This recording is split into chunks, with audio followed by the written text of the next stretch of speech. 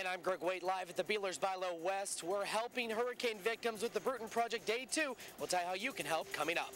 It feels like 12 degrees out here. If you do not have to be out here, please don't.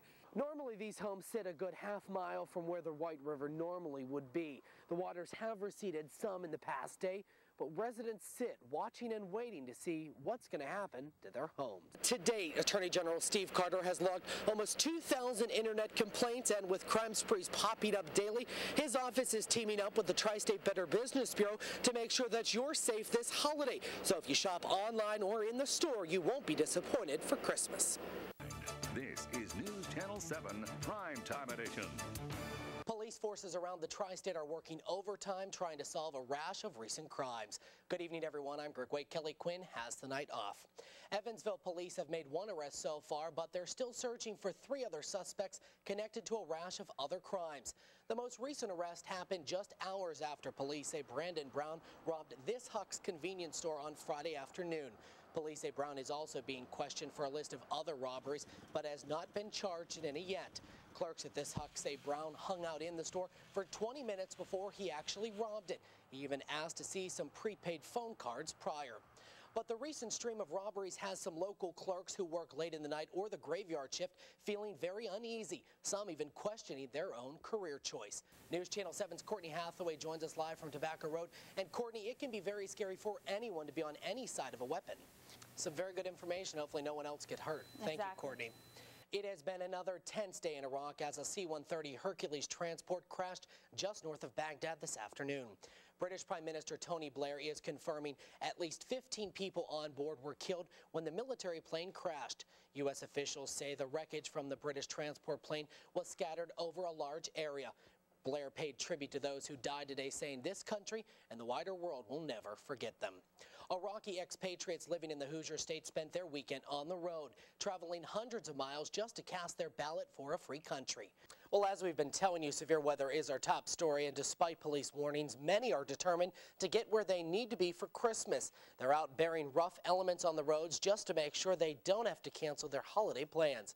News Channel 7's Jennifer McGilvey spent the day driving the roads. So, Jennifer, the big question is right now, how are the roads out there? Greg, as you know, News Channel 7 is not immune to these problems. Our vehicles have been getting stuck all week, too. So by speaking of experience, don't get out on the road unless you have to. Well, Jennifer, I was out there, too, digging out our cars all week, and it's not a fun time. No, Thanks, it's not. Jen, for that report.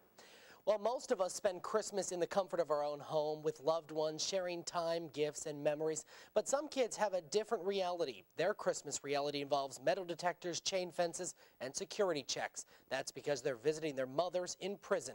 CNN's Sarah Dorsey takes a look at a special program that reunites them for Christmas. Now, the Tri-State's Morning News. This is News Channel 7 Morningside.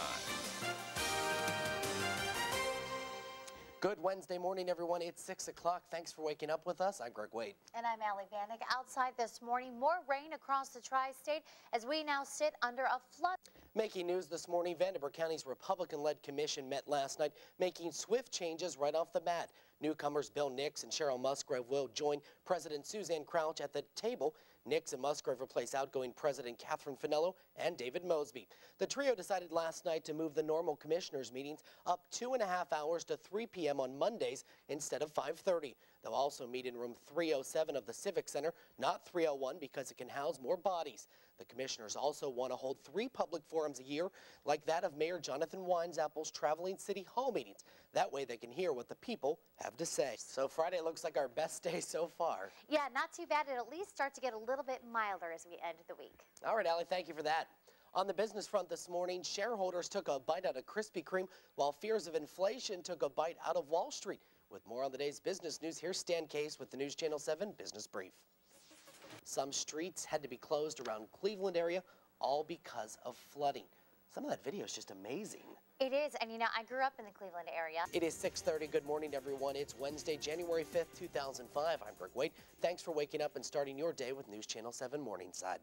On the political front this half hour, the city of Owensboro is starting off its morning with a new leader in office. After winning the election by only 186 votes, Owensboro's new mayor was sworn in on Tuesday.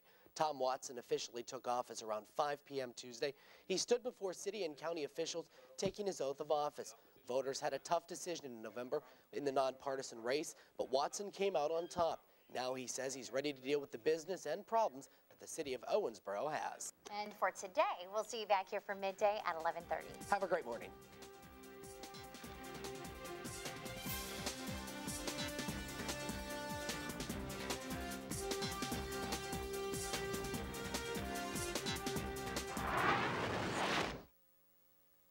All right, Allie, thank you. So as of right now, the fire has been contained. There's only a couple of hot spots, but as of right now, they say it is very suspicious. We will continue to follow this and have more throughout the morning. Andy, back to you. Thank you for that. Developing details top our news to this midday as Vincennes police are investigating a homicide that was discovered on East Real Avenue. Police say they found the body of 18-year-old Chad Randall Miller deceased around 10:30 last night. Police confirm Miller was a student at VU, but are not releasing any other information. The investigation is ongoing. We have a crew on the scene in Vincennes, and we'll have the latest tonight at 6 and 9. Meantime, Davies County, Indiana residents are dealing with dry faucets this morning after a 16-inch main burst in Washington. A number of smaller lines broke due to increased pressure. The break completely drained the city's main water tower and caused flooding across the city. As a result, the new jail was swamped with water and city schools there had to be closed. Officials say the break has been fixed. They expect water to be restored by this afternoon. As a result, a boil advisory is in effect to protect residents in the area. The average price for a gallon of gas in Evansville is ranging from $1.56 to $1.59, depending on where you're looking. But the best news is that's down 20 to 30 cents from 1 month ago. Well, there is good news out of Indianapolis tonight as the Colts have reportedly agreed in principle on a new stadium and a 30-year lease with the city. Well, Carrie and I were talking earlier about whether or not I would come out and join him, and I haven't. Carrie, it is cold out here. You know, you stand here 10 minutes, your mouth begins to freeze around. You really do. It is cold. You're exactly right. As I told people, do as we say, not as we do. Exactly. We're outside. But That's the big question right now. It's been 9 hours since that initial call came into dispatch. And as of right now this morning, there are 12 apartments that have been sacrificed, and the building is, as you can see behind me, is inhabitable. The problem is now investigators are left to figure out where the investigation goes from here. Evansville police are hoping surveillance video from Friday's bank robbery at the Fifth Third Bank on Weinbach Avenue will help lead them to a suspect. This is the man the police are looking for. He's a light-skinned black man in his late 20s to early 30s. He has a shaved head and fled on foot wearing a white t-shirt. Now, in these pictures, he's wearing a wig, but dropped that as he fled with an undetermined amount of cash.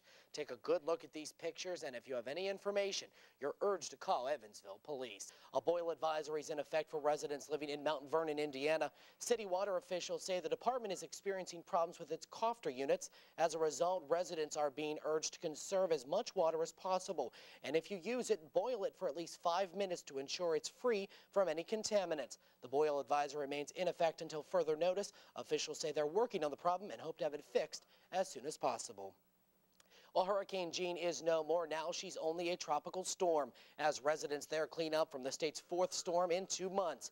Jean came ashore with 125-mile-an-hour winds, ripping roofs off buildings, flooding streets, and hurling debris left over from the previous storms. Fox's Caroline Shively talked to residents and officials as they start to pick up.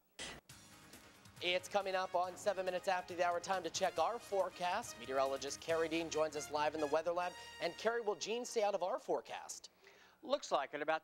Jennifer, thank you for that. And remember, Garfield's on Sunday will be giving 10% of its sales to Project Bruton. As you can see, if you're going to be going out for Sunday brunch, head to Garfield's. They're just one of our sponsors for the Bruton Project. Now back here live. Again, this is just some of the stuff. We're going to be out here until 10 o'clock at the Beeler's Bilo on the west side. We couldn't have done it without our sponsors, Meisler's Trailer, Inland Container, and Pizza Hut. Come out here, get some coupons, and help us give back to the people of Bruton. Grandma's Corner is just one of the centers we chose for the Great American Toy Test. It's a center that operates here in Owensboro with about 20 to 25 kids every day. But it's the magic and learning that goes on inside that makes this center stand out. A routine traffic stop turned into a drug bust in Webster County last night. Kentucky State Police say they stopped a car just before midnight, 1 mile north of Clay, Kentucky. When troopers approached the car, they saw 39-year-old Harry Vaughn Jr. trying to swallow several bags of methamphetamine. Vaughn was taken into custody and those bags were seized. Vaughn is charged with tampering with evidence and possession of a controlled substance. Well, in the wake of the arrest, Sheriff Keith Kane will hold the county's first methamphetamine awareness conference tomorrow. It's aimed to help the public and citizens learn about the homemade drug and ask questions to stay informed. Another great play. You know, plays of the week are fun to do. I know you like to watch them. I do enjoy them. Okay. And we'll be right back. After Nexus, temperatures get back up to about 70. Right? Before we go, let's go to our online vote. Should tasers be available to the general public? 33% of you said yes. 67% of you said no. And that is going to do it for us. I'll see you back here for Morningside, and they'll see you back here next weekend. Have a good one.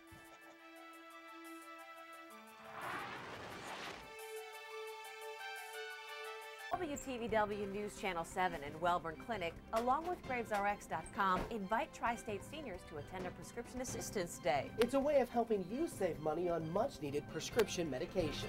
Just bring your prescription information and your most recent tax forms to Wellborn Clinic East on Washington Avenue, Wednesday, March 23rd. Call the number on your screen and make your reservation today. Prescription Assistance Day at Wellborn Clinic. One more way, WTVW News Channel 7 is on your side.